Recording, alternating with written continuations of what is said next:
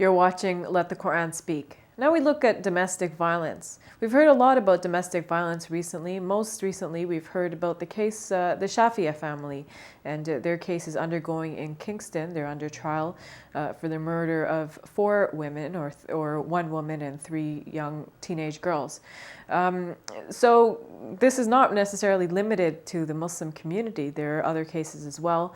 We know that 1 in 3 American women are actually victims of domestic abuse at the hands of their husbands and boyfriends. So the question is, why is this so, and what can be done to solve this problem?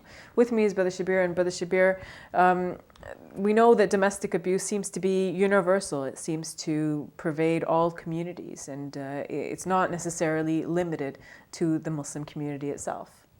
Yes, of course, we have made many advances in our modern times to bring to our awareness that this is a problem. But it continues to be a problem, though less of a problem than it used to be, and we must continue to work at this to eliminate it altogether. Mm-hmm. Just recently we heard of a case in Scarborough in which a man pushed his wife, or I'm not sure if it's girlfriend, and two children, very young children, off the balcony. So these cases are fresh in our minds. Yes, of course, that is what he's charged with, yes. Or something like this. I mean, these are the allegations. We don't know the full details of the story, but residents were horrified to find a woman there on the ground, and 2 children, one a baby, another an infant. And then there was speculation: did they jump from the balcony, or what happened? And then later on, this man was charged. So it shows that it's not. I mean, there are cases within the Muslim community as well, and we must admit that this is a problem that we need to deal with. But outside of the Muslim community as well, a case like this reminds us that we're dealing with a universal problem that needs to continually be addressed. Mm-hmm. So how would you suggest that we work on this problem then? Well, for one thing, we must highlight the teachings from the Quran and from the Islamic tradition that insist upon fair treatment and equitable treatment to both spouses, and especially verses like, for example, in Surah 4, verse 19 of the Quran, which says, وَعَاشِرُوهُنَّ بِالْمَعْرُوفِ, live with them in kindness. Men are specifically commanded in the Quran to live with their wives in kindness. And it is noted in the Islamic tradition that the Prophet Muhammad, peace be upon him, never struck either a woman or child.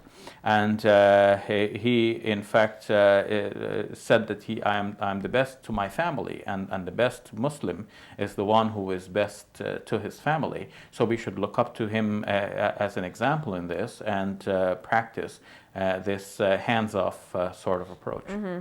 So sometimes people say, well, she deserved it, like she did something to deserve it, and this is the outcome. How would you respond to that? Well, nothing deserves this kind of violent treatment, and in fact, for those Islamic laws that involve some prescription of punishment, this is to be enacted by the state, and it's not possible for individuals to take that into their own hands. You know, an individual Muslim cannot be judge, jury, and executioner.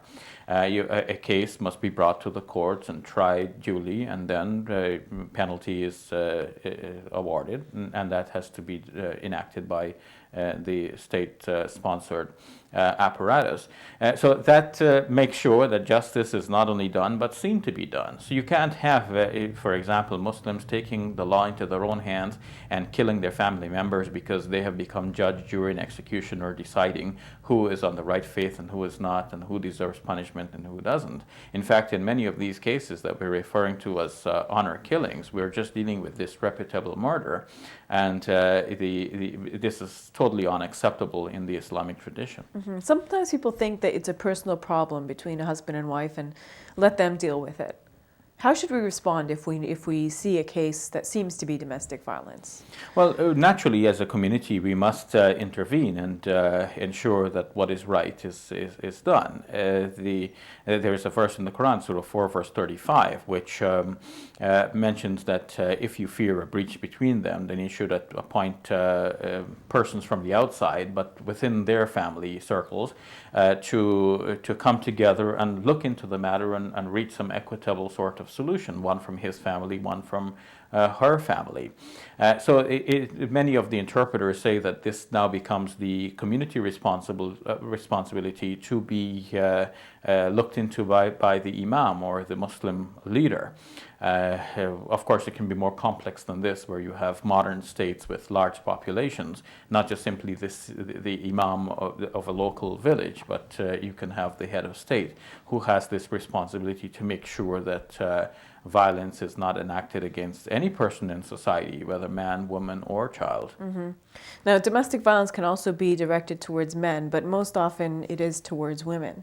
So Yes. what would you say to a man who commits domestic violence against some member of his family? What message would you have for them? Well, I would say let's think about society in general. I mean, talking to this one man is not going to do much, but we must talk to society in general and change the way in which men think. Yes, my message to this one man would be change the way you think about your relationship with women.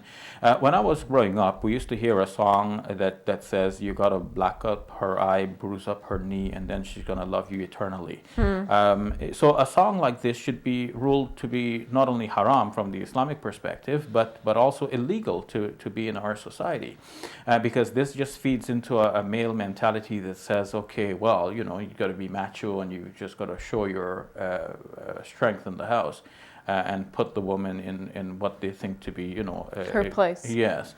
So this is totally unacceptable, and we have to ask society in general to be vigilant against such messages, because they're not only from the Islamic point of view haram or prohibited, but they should be totally illegal as well. Thank you for that, Brother SHABIR. You're welcome. We'll take a break. When we return, we answer questions we receive from you, our viewers.